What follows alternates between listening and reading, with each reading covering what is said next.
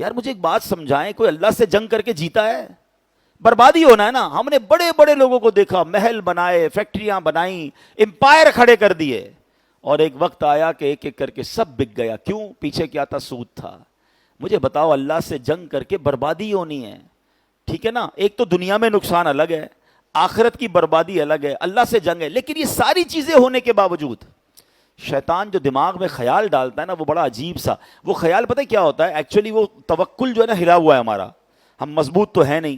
شیطان کہتا ہے یار یہ مولوی صاحب بات تو ٹھیک کر رہے ہیں، مگر سود کے بغیر تو کاروبار ہی ختم ہو جائے گا.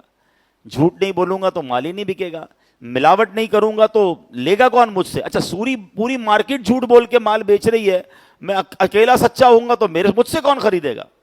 تو طرح طرح کے وسوسے دماغ میں شیطان ڈالتا ہے. اب میں آپ سے ایک سوال کرتا ہوں، مجھے ایک بات بتائیے، اگر کوئی یہاں ایسا بیٹھا ہے، اگر کوئی بیٹھا ہے یا مجھے سن رہا ہے لائیو، کہ جو حرام کما رہا ہے، سود سے، رشوت سے، ملاوٹ سے، واٹ ایور، اس کو پیسے مل رہے ہیں، روزی مل رہی ہے، جتنے چاہیے وہ کما رہا ہے نا. میرا سوال یہ ہے کہ جو اللہ کو ناراض کر رہا ہے اسے پھر بھی مل رہا ہے، اگر کوئی اللہ کو راضی کرے گا تو اس سے اللہ روک لے گا؟ مجھے جواب دینا ہے. اچھا رزق دینے والا کون ہے؟ سب مل کر جواب دیں.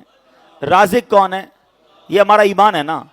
تو اللہ کو ناراض کر رہا ہوں اور روزی روٹی مل رہی ہے، حرام مل رہی ہے، میں حرام چھوڑ کر اللہ کو راضی کر کے حلال کی طرف بڑھوں گا تو کیا وہ رب میری روزی روک لے گا؟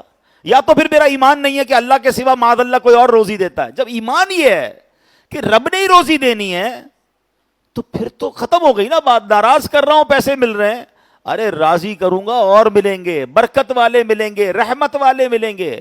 اب تو پیسہ آتا ہے، بیماری بھی ساتھ آ رہی ہے.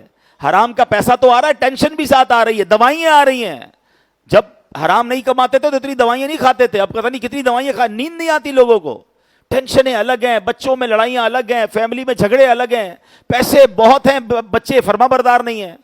ہم جاتے ہیں لوگوں کے گھروں میں، یار ایسے ایسے مسائل لوگ بتاتے ہیں، حیران ہو جاتے ہیں کہ اربوں روپے ہیں اور بھائی بھائی کے خون کا پیاسا ہے، ایک دوسرے پہ کیس کیے ہوئے ہیں.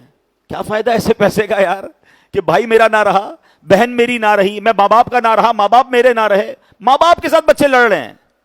تو یہ کہیں حرام کا پیسہ تو نہیں ہے کہ جو ہماری فیملی لائف کو ختم کر گیا، جو ہماری محبتوں کو ختم کر گیا، جو ہمارے سکون کو غارت کر گیا؟ بتاؤ پیسہ کس لیے کماتے ہو؟ سکون کے لیے نا. پیسہ ہے اور سکون نہیں ہے تو کیا کرنا ہے اس پیسے کا؟ پیسہ استعمال ہی نہیں کر پا رہے، اتنی بیماریاں ہیں، تو کیا کام اس پیسے کا؟ اس سے تو وہ غریب اچھا جو دال روٹی کھا کر سکون کی نیند سوتا ہے، حلال بھی کماتا ہے اور بچے بھی فرما بردار ہیں، حلال کماتا ہے، گھر میں ٹینشن کوئی نہیں ہے، تو وہ زیادہ سکون والا ہے نا.